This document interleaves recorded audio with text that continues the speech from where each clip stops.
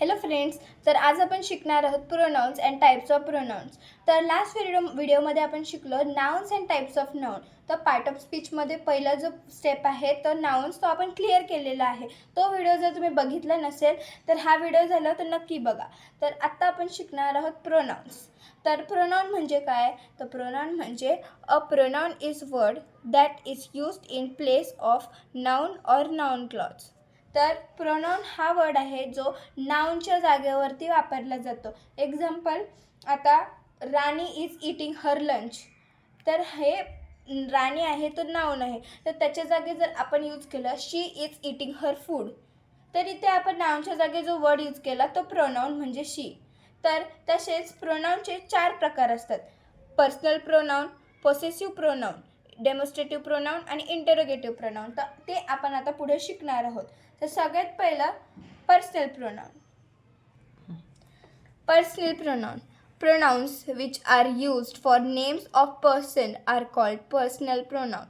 These stand for 3 person. तर pronouns जे name of a पर्सनच्या जागी यूज केले जातात किंवा एका पर्सनच्या नेमसाठी यूज केले जातात ते पर्सनल प्रोनाउन. तर हे 3 पर्सनसाठी स्टँड आउट करतात. तर पहिलं म्हणजे first person, the one who speaks, म्हणजे जो बोलतो. I, we, mine, us, ours. Second person, the one who is spoken to, म्हणजे ज्याच्याशी बोलतो तो. यू, युअर, युअर्स, म्हणजे जो आपल्या समोर असतो. Third person, the one who is spoken of, म्हणजे ज्याच्याबद्दल बोललं जातं आहे त्याच्यासाठी यूज होतात he, she, they, him, them, her, his, hers, their. तर आता पुढे आहे possessive pronoun. Words use to show possessive case are called possessive pronouns. In other words, possessive pronouns show relationship. म्हणजे जे वर्ड्स पोसेसिव्ह केसला शो करतात ते पोसेसिव्ह pronouns असतात, किंवा जे वर्ड्स जे प्रोनाउन्स रिलेशनशिप दाखवतात ते पोसेसिव्ह प्रोनाउन्स असतात. तर example, mine, ours, yours, his, हर.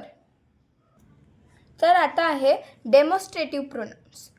म्हणजे pronouns which are use to point out object or person to which they refer to are called demonstrative pronouns. तर प्रोनाउन्स जे एखाद्या ऑब्जेक्टला किंवा पर्सनला पॉईंट आउट केले जातात त्याला ते दर्शवतात ते demonstrative pronouns. Example, this, that, these, those, हे 4 शब्द. तर आता आहे last interrogative pronouns. Pronouns which are used to ask questions are called interrogative pronouns. Example, who, whom, which, whose. तर प्रोनाउन्स जे क्वेश्चन किंवा प्रश्न विचारण्यासाठी यूज केले जातात ते प्रोनाउन्स म्हणजे इंटरोगेटिव्ह प्रोनाउन्स. तर आता एक ॲक्टिव्हिटी आपण सॉल्व करू, म्हणजे तुम्हाला अंडरस्टँड. तर आपण ही ॲक्टिव्हिटी आता सॉल्व करू ज्याने तुम्हाला प्रोनाउन्स आणि त्याचे टाईप्स क्लिअर होतील आणि समजले जातील. तर क्वेश्चन आहे फिलिंग द प्रॉपर प्रोनाउन. तर इथे तुम्हाला हे होमवर्क आहे, पण मी काही सॉल्व करून तुम्हाला दाखवते कसे करायचे. तर पहिला आहे Pooja is as old as dash dash I am की मी. तर इथे आपण मी लिहिणार. तर आता आपला सेंटेन्स असा होतो, पूजा इज ॲज ओल्ड ॲज मी. कारण की आय ॲम नाही, कारण की सुरुवात नाही आहे, एंड ऑफ द सेंटेन्स आहे.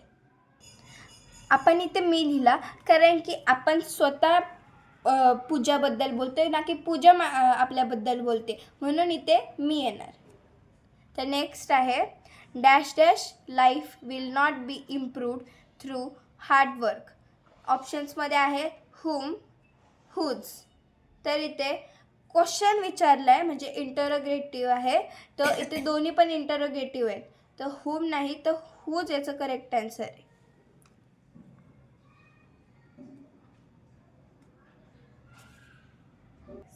तर नेक्स्ट आहे Siya, are you using my pen or it is that or is that dash dash.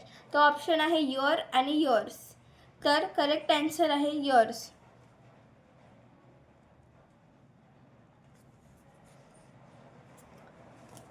तर नेक्स्ट आहे Raghunath is invited to dash dash birthday.